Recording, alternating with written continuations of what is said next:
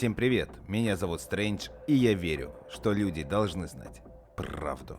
В руках у меня дневник, который принес мне мой друг, который совсем недавно купил дом в уютном и спокойном Чарльстауне. При сломе внешней стены в саду был обнаружен тайник. В нем и лежал этот дневник, который сейчас передо мной. Сначала я подумал, что это какая-то шутка, розыгрыш, но чем больше я читал, тем больше понимал, не шутка. Так не шутят даже в самых бредовых фантазиях. Дневник был подписан Джон Войтович, агент Бюро специальных расследований. Под надписью была прикреплена небольшая фотокарточка. На ней молодой мужчина с пышными усами в форме офицера военно-морских сил США обнимал симпатичную блондинку в сарафане. Внизу нацарапано 1982 год. Впрочем, лучше я сразу приступлю к чтению самых интересных отрывков из этого дневника. И готов сказать, наперед, если это не свидетельство присутствия внеземных сил на нашей планете, то что тогда может быть свидетельством? Итак, я вновь в 100-й раз открываю кожаный переплет. 22 марта 1998 года меня перевели в Бюро специальных расследований. Именно после того злополучного случая, когда мы прочесывали этот сраный лес у Йеллстоуна. Я думал, меня ждет назначение главой собственного отдела сил специальных операций. Но мне дали понять, что я отвоевался, и пора заниматься вопросом по секретному профилю. Если бы я сам тогда в том лесу не видел эту тарелку и трупы пришельцев, то не поверил бы никогда.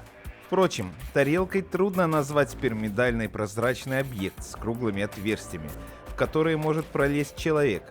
Потом один парень из тех комовских умников сказал, что эти проемы закрывались силовыми полями.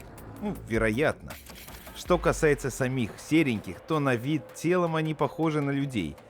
Светловолосые, курчавые, высокие, стройные, золотистая кожа. Впрочем, тела были обезображены катастрофой. Что-то у них там стряслось, и они рухнули в Вайоминге. Так начинался этот необычный дневник. Сначала может показаться вымыслом, но то, что я нашел дальше, поражает одновременной обыденностью, систематичностью и фантастической невозможностью. По всей видимости, Джон Войтович имел отношение к проведению экспериментов и исследований, которые были связаны с проявлением внеземных технологий и присутствием инопланетян на Земле. Дневник содержал воспоминания, рассуждения, но некоторые страницы были похожи на наброски будущих отчетов. Перехожу сразу к ним. Сентябрь 2001 год. Говард Буковский, далее объект, был задержан в своей квартире в 4 утра. Сразу же был доставлен в секретную тюрьму для содержания и последующего этапирования в исследовательский центр. Официально предъявлено обвинение хранения наркотиков. Сработали парни из спецотдела полиции штата. Об объекте. Говард Буковский, мужчина, 22 года, белый, безработный, не страдает хроническими заболеваниями и умственной отсталостью. Повод для наблюдения. Объект неоднократно появлялся в людных местах с заявлением о том, что он был похищен инопланетянами с целью медицинских экспериментов и контакта. Внешнее наблюдение опровергло предположение о наркотической зависимости. Объект был взят в разработку. Октябрь 2001 год. Первый месяц наблюдения за объектом. Результаты превзошли все ожидания. Первые показания размыты, из них невозможно сложить целостную картину похищения и контакта. Для стимуляции объекта был введен в психотропный и гипнотический транс. Вот что удалось узнать. Далее в дневник записаны показания самого Говарда Буковски, вероятно, переписанные из протокола или восстановленные по памяти. Я не помню, как это произошло. Вначале возникло чувство, что пол уходит из-под ног. Я находился в своей квартире, лежал на раскладушке. Потом скачок. Я очнулся, прификсированный к столу или койке. Я не мог пошевелиться, хотя никаких веревок или пут на мне не было. Надо мной появилась серебристая какая-то сфера, что ли, которая начала опускаться и обволакивать меня. Я чувствовал, как что-то жидкое вливается в уши, глаза, нос, мой чертов член и анус. Я пытался закричать, но не мог. Боль? Поверьте, вы никогда не испытывали такой боли, которую я испытывал тогда. Боль волнами распространяется от паха к голове и концентрировалась там. Мне казалось, что я сошел с ума или не могу проснуться. После серебристая сфера вышла из меня и снова зависла надо мной. А потом опять проникла в меня.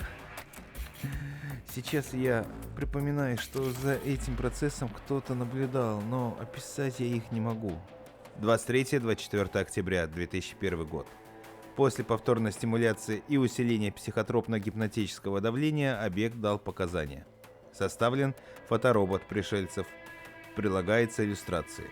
Словесный портрет. Высокие, субтильные существа, черные, безжизненные глаза, занимающие 2/3 лицевой поверхности. Беспричастность, отсутствие эмпатии. Периодически тела двух пришельцев сливались воедино посредством диффузии кожной ткани. Данное утверждение может быть фантазией объекта под воздействием психотропов. В настоящее время препарат заменен. Шеф дал указание не миндальничать с объектом и получить всю информацию. В перспективе планируется вивисекция мозга и лабораторное исследование тканей спинного, головного мозга, печени. В настоящее время выявлены следы радиационного облучения эритроцитов крови. 12 ноября 2001 год. Это провал. Исследование на грани. Мы копали в том направлении, но все пошло не по плану. Эти чертовы ученые не предполагали, что препараты, которыми пичкали объект, окажут побочное действие. В настоящее время объект показывает признаки шизофрении, срываясь в шизофренический бред. Ему сейчас запросто можно сказать, что снежный человек стал президентом США, и объект с радостью расскажет о подробностях предвыборной кампании. Объект пытался совершить суицид, ударившись головой о стену камеры. В настоящее время предприняты меры. Объект переведен в мягкую камеру под круглосуточный надзор. До этого надзор осуществлялся только в периоды бодрствования, далее контроль отсутствовал. Сотрудники Пол Ньюман и Рональд Уистли уволены, затем ликвидированы. Объекту оказана медицинская помощь. В настоящее время объект поощряется обещаниями скорого возвращения домой, заверениями в сотрудничестве и служении на благо США. Как ни странно, но объект разделяет идеи республиканцев, патриот. Наверное, его предки содержали плантации хлопка где-нибудь у Атланты и пароли негров. Забавно. Психотропно-гипнотическое давление нейтрализовано. Ученые подбирают варианты. Шеф постоянно торопит. Дело вышло на федеральный уровень и контролируется высоколобым из овального кабинета. Дальнейшие страницы дневника я пропускаю. Они практически не описывают исследований или поведение Говарда Буковски. Перехожу сразу к интересному. 15 декабря 2001 год. Прорыв. Это гребаный, мать вашу, прорыв. Аж потряхивает, когда пишу. Любовница сказала, что у меня был просто нереальный стояк. Ну ладно. Итак, к делу, друзья. Объект обнаружил в себе способность читать чужие мысли. Способность была выявлена при проведении теста Роршаха. Черные пятна. Способность кратно усиливается после введения в кровь пациента раствора героина. Для сохранения объекта героин заменили вероналом. Вывод из комплекса лабораторных исследований и показаний, который дал объект. При проникновении серебристой жидкости сферы в тело наблюдаемого с последующим выходом в теле наблюдаемого сохранились и рекультивировались некоторые бактерии, которые позитивно откликаются на героин, веронал в нашем случае. Бактерии проникают в кровоток, распространяясь до оболочек головного и спинного мозга, где выделяется некий токсин. Предварительно установлено, что именно токсин и дает способность чтения мыслей. Других способностей не выявлено. Ну, мать вашу, разве это не прорыв? По мне, так это реально настоящий, наконец-таки, прорыв. 22 декабря 2001 год. Контакт с объектом запрещен. Выявлена возможность управления чужими действиями через подавление воли. 3 врачей в настоящее время проходят специальное обследование. Инцидент произошел при рутинном осмотре, после которого объект пытался скрыться, превратив врачей в мычащие, пускающие слюни овощи. Силами внутренней охраны лаборатории объект с минимальными издержками был возвращен в камеру. Потери среди охраны 2 человека. Аналогично были превращены в мычащие овощи. А ведь я сам мог быть на их месте, занимаясь контролем исследования. Нереально хотелось самому провести допрос объекта. От шефа получено добро на хирургическое выделение токсина. Готовится акция по устранению объекта через вентиляционную шахту. Нервно-паралитический газ.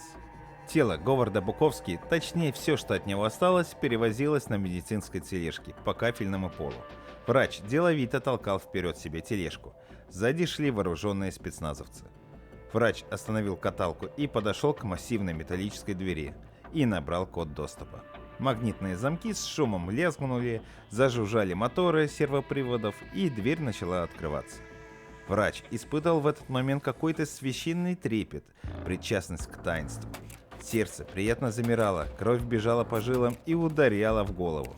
Интересно, эти спецназовцы испытывают нечто подобное? Врач бегло заглянул в глаза спецназовцев, лица которых были закрыты белыми балаклавами. Не, этим дуболомам это не свойственно. Пушки, гранатометы, тёлки с сиськами – вот это все для них. Как такие вообще получают спецдопуск? Дебилы. Врач вкатил тележку в помещение специального хранилища. Сверху ударили струи сухого дезинфицирующего дыма. Распахнулась вторая дверь. Врач втолкнул тележку дальше. Деловито расставив колбы с артефактами, Говарда Буковски на подставке. Тщательно подписал информационные карточки. Выходя из хранилища, врач обернулся и посмотрел на колбу, в которой в подвешенном состоянии застыли глаза и мозг Говарда Буковски.